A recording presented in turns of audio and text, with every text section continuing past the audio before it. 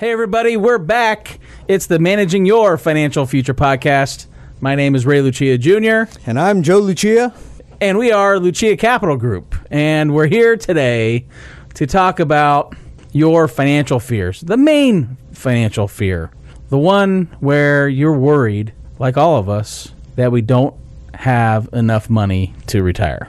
We do this all the time. We deal with people's financial fears, and it reminds me of my son Zion, and how I had to go out and hire him an athletic coach to help him perfect his skills on the football field. Right, because he could have just gone through the routine every day, get up, work out with the team in the morning, do some exercises, go back the next day, just like everybody living their normal life, right? They go through their routine, they do what they think they're supposed to be doing.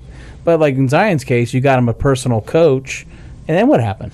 Well, it helped him refine his skills. Yeah, fine-tune everything, right? To focus on what he really needed to be doing, to basically give him that advantage, to put him one step ahead. So it's no different than if you get sick or you got a toothache. You know, you want to go to an expert. You want to go to somebody that I go straight to the internet first. Internet first? Take this prescription and you'll be just fine. And that's what a lot of people do with their finances, right? They go to the internet and they're going to read the internet and they're going to find out that, oh my God, that cough is cancer. I'm going to die. The internet told me because this cough is terrible, right? And the same thing with their finances. They're like, I'm never going to be able to retire, or maybe I got to postpone retirement because the internet says I'm screwed.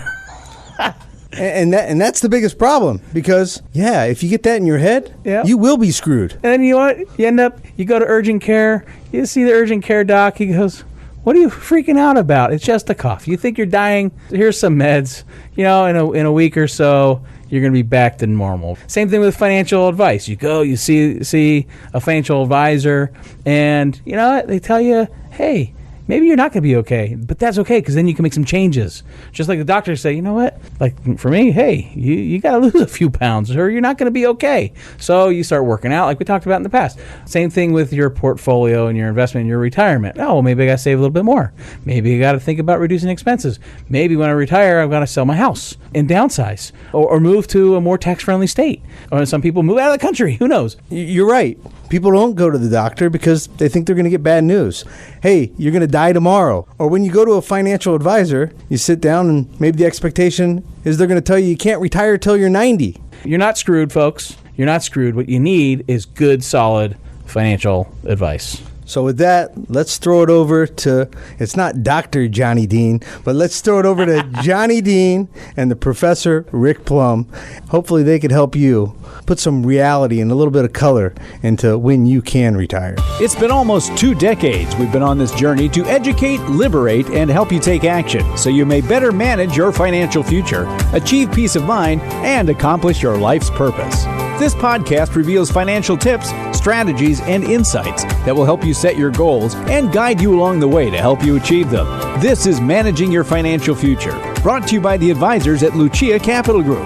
I'm your host, Johnny Dean, with our own Rick the Professor Plum, Chief Financial Planning Officer.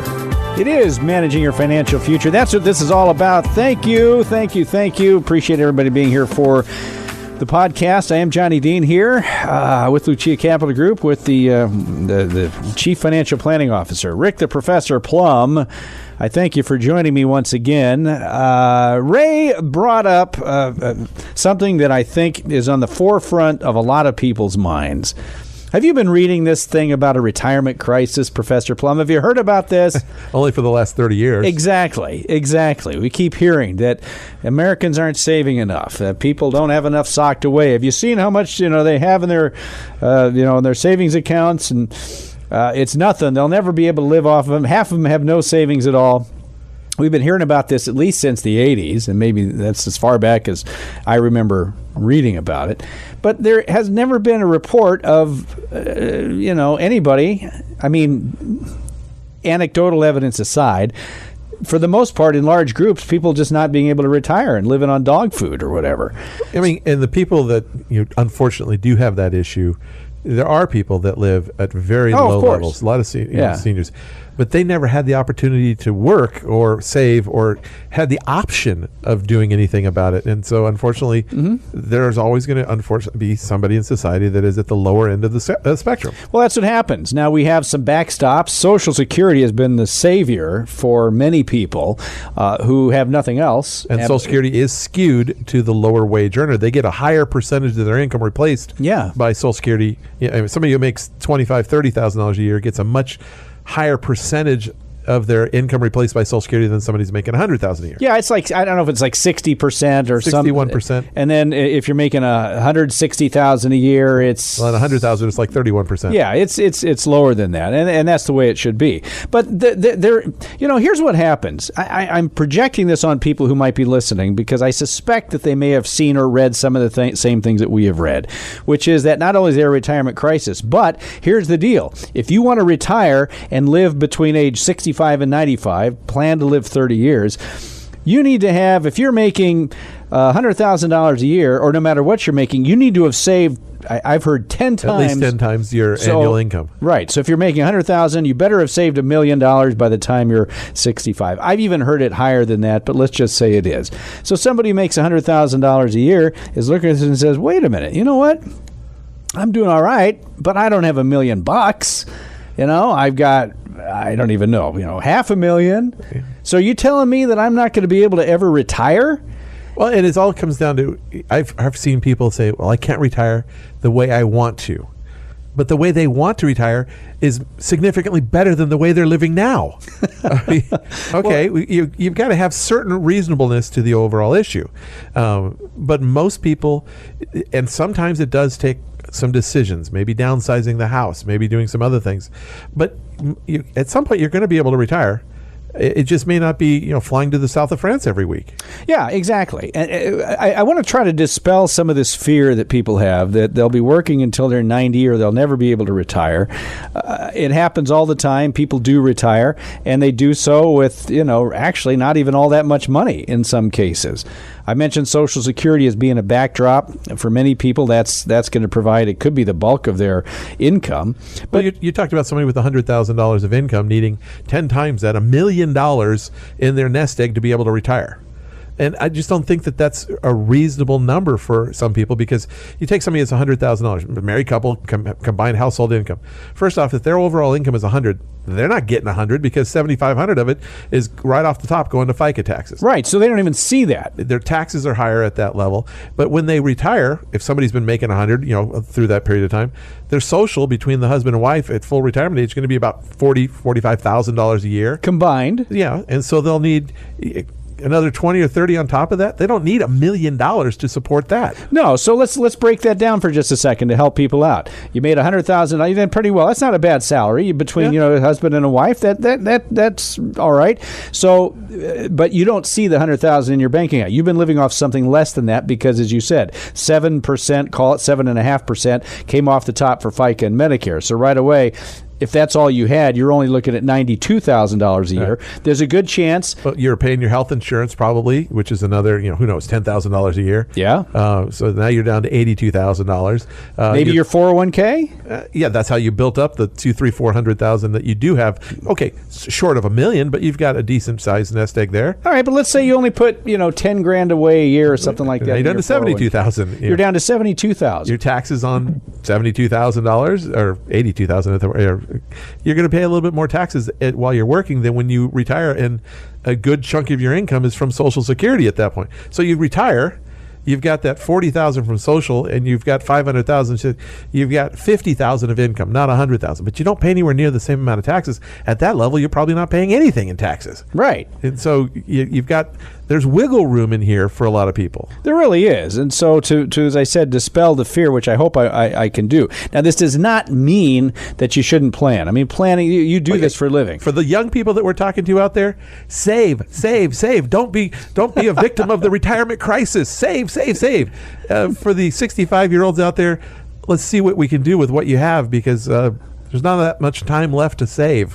There isn't. Now here's the other thing that you've heard about this whole you shouldn't take more than 4% out of your portfolio. Oh, the supposed 4% rule. The 4% rule. It's kind of a guideline. We call it a guideline. So if you have $1 million, let's just to make the math easy, and I know not everybody does, but it's a round number.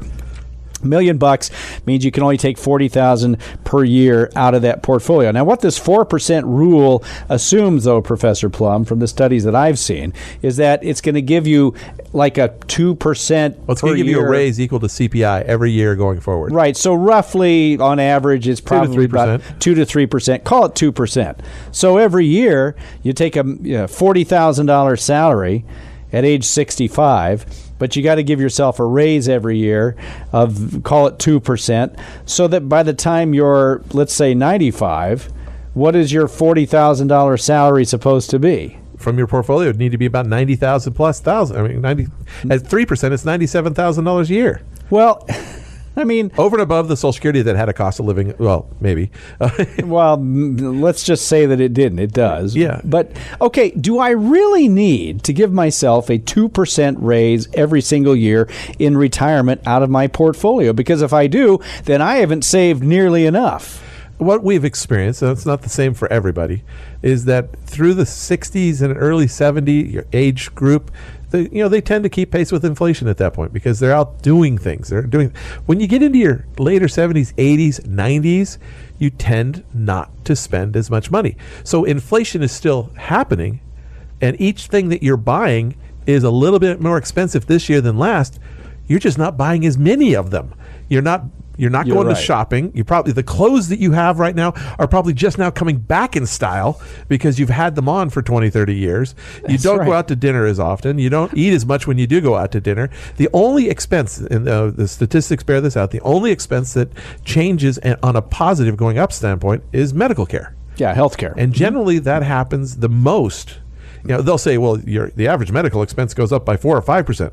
No, it goes up by like 1 or 2% for the first 29 years of that 30-year period of time, and then skyrockets the last year. On average, that's exactly what happens, right? And there are ways to take care of that. We've talked before about long-term care and linked benefit and all that stuff. So the problem, as I see it, is that scare tactics are used for whatever reason. Maybe to grab headlines, maybe as clickbait, I don't know, that keeps reminding people or telling people that they haven't saved enough for retirement and they're never going to have it, and there's a retirement crisis right around the corner. With proper planning, and it does take planning. Oh, it helps a lot. With proper planning, you may find out that, hey, I really can retire. I don't need, $1 million. I was making $100,000 a year when at age 60 or whatever it is. I don't need $1 million in order to do this. I might be able to do this on half of that. It's like somebody saying, well, we're not going to have kids until we're ready for them. You'll never have kids then. That's the end of the species right there. I can't retire until I have $1 million, $2 million, or some arbitrary number. It may not work that way. You may have to do something different. Yeah, so what can people do? Ray asked the question here before he turned it over to us. How do you rid yourself of the fear that you'll never be able to retire because you haven't saved enough? What options do you have? I mean, obviously, everybody's got different levels of savings. There are people who haven't saved enough. Different levels of assets. But is it a crisis? I say no. Let's just say you've got Social Security, maybe you don't have anything else. Maybe you've got a little bit in a 401k, but it's not giving you the same income, that the take-home income that you had when you retired. Well, I mean, there are things you can do, Professor Plum. I mean, nobody likes to spend less, but that may be the case. And people have found that it's really not that bad. In the last couple of decades, we've seen people not downsizing when they get into their 50s and 60s, but upsizing their house, which doesn't and carrying a big mortgage into retirement. Yeah. That can be a little bit of an issue. So there are some decisions that need to be made in some cases that, you can't have everything. I'm sorry to say it, but a lot of times it's just a matter of, let's focus on what is important. What can we afford to do? How can we afford to? What is the most important thing? Is having that McMansion on the hill the most important thing? Well, then retirement at 61 may not be a feasible number. But Right. if retirement at 61 is more important than the huge house on the hill, Well, maybe you can have a smaller house halfway up the hill and have a comfortable retirement and do whatever you want to do. Yeah, the point is that there are options that people have. Now, it's not a magic wand. You can't just wave it and say, great, I'm going to be able to retire at age 65 with everything that I have now. If you don't have enough, you just may have to make some decisions. But again, people don't necessarily always find that a bad thing. What you want to avoid at all costs, I think, is having to retire and worry about where, say, the stock market goes. Right. That tends to really freak people out. Well, especially if you are dependent on that entire stock market portfolio. Right. Because you're thinking, I need to get the huge rates of return to be able to do this. And so the only way to get those returns are the stock market, but I still need to draw money out of it. This is where the 4% rule falls apart. Sure. And it's like, when the market goes down, what do I do? Well, some advisors will say, well, just don't spend any money while it's down. Or I was like, wait a minute, my budget doesn't work that way. So you have to prepare yourself and say, okay, well, I need to have enough income from Social Security pensions or other that doesn't go away regardless of what the stock market does. And then if the stock market does go down, and I shouldn't say if, when the stock market does go down, it will go down at times, I still have my income coming in. The stock market is for the money I don't need for 10 or 15 years. Right. And what's good about this is that by proper planning, as I'm going to sort of hammer this point home, you may be able to find that you can retire sooner than you thought. It may be not quite as good as you envisioned if you haven't saved a whole lot, because obviously the more you save, the more you're likely going to have, depending on how you set it up. There just may not be a crisis for you. I haven't read about any crisis going on for people who are actively retired. Again, I know there's anecdotal evidence of people who have had that. But oftentimes it's because they wound up with some big expense that they didn't count on. The people that I've seen that had a problem in retirement had something happen after they retired, like they inherited some grandkids. And now they are the ones raising, educating, maintaining the grandkids. That was never part of the plan to begin with. Unfortunately, in that case, life happens. Right. And or somebody got sick and they hadn't prepared for it, or they didn't, something happened. It ate into their savings. Their nest egg, yeah. Yeah. And again, there are ways to plan for that. But the key is, don't wait until it actually happens. It's planning for it means it hasn't happened yet. Once it's happened, you don't have as many options. Yeah, and as planners, I think this is something that we should hammer home. And it's just because, Professor, you've seen it. You've seen it happen. Oh, yes. Where you can get tripped up. And there's no perfection that you can do against every little thing, like unfortunately inheriting the grandkids to raise them and do things. That's the ones I've seen hurt the most. Sure, of course. But other things can be planned around. And I guess the point of all this for me is to tell people that, don't lose hope if you think that you haven't saved enough because you read an article online that said you need to have 10 times the amount that you retired with. On the other side, if your salary is $100,000, you're 50 years old, and you have $1 million in your portfolio, that doesn't mean stop saving now. No. It means you now have options. It means you can continue working and maybe retire earlier than you thought before, or you can just help out your kids more, help out charities more. You have a lot of options. So sure do. Saving early, save often is still a good plan to start with if you have the time. If you have the time and if you've looked ahead and planned. So just reiterate that point right here. There are various things that you can do. You should take a look at things like Social Security. When are you going to take Social Security? When are you going to, do you take a spousal benefit? Do you have one? Is it eligible?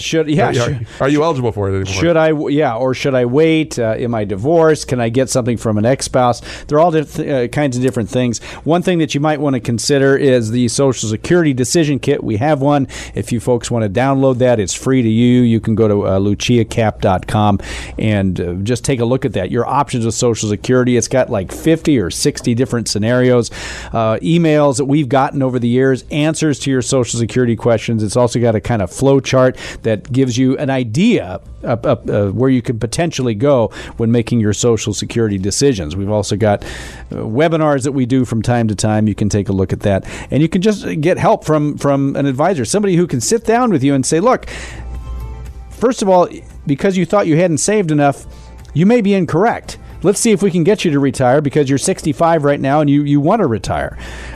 Is it possible? The only way to find out is to ask. So get in touch with us. You can do so again at luciacap.com, LUCIACAP, luciacap.com, or you can call 800-644-1150. I wanted to get that out as well, 800-644-1150. All right, we're out of time.